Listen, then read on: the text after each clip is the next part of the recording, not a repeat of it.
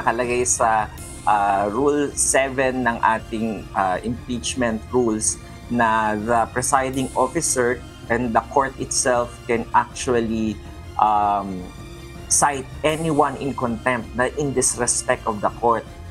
May kapangyarihan ng impeachment court na maglabas ng contempt order.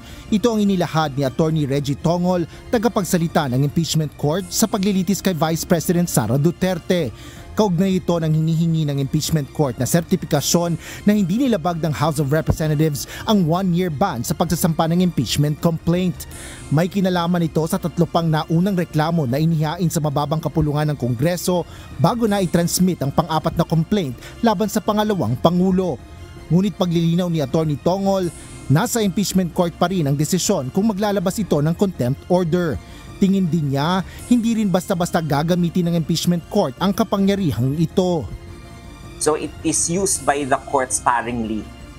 Hindi siya katulad nung sa legislative na nakikita natin, di ba, na pag hindi sumasagot yung witness, ipapakontempt ka agad.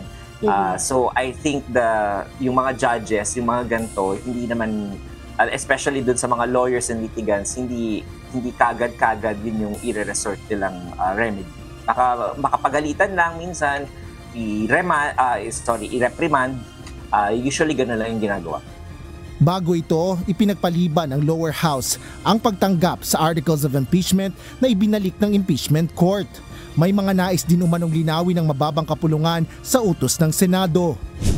Ayon pa sa Senate Impeachment Court spokesperson, may opsyon ng impeachment court na mag-cite in contempt ng motu proprio o sa sariling kusa ng korte, habang maaari ring magmosyon ng isa sa mga senator judge at mag-convene ng impeachment court upang pag-usapan at pagbotohan ito.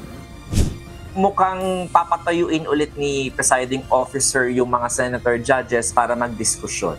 Mukhang gano'n ang policy ng presiding officer natin kasi mas gusto niya, kaya nga ayaw niya nga ng caucus, di ba? Gusto niyang doon ilatag lahat ng mga senator judges and let the public judge the impeachment court and the senator judges based on what they heard during the deliberations kapag umabot na tayo sa puntong yun.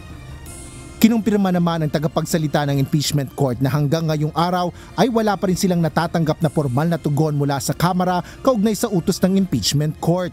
Wala pang bagong pahayag ang Kamara sa usaping ito. Ngunit una nang sinabi ni House Speaker Martin Romualdez na nakababahala ang ginawang ito ng impeachment court. Asher Cadapan Jr., UNTV News and Rescue. Diyos ang aming sandigan, serbisyo publiko ang aming pinahalagahan.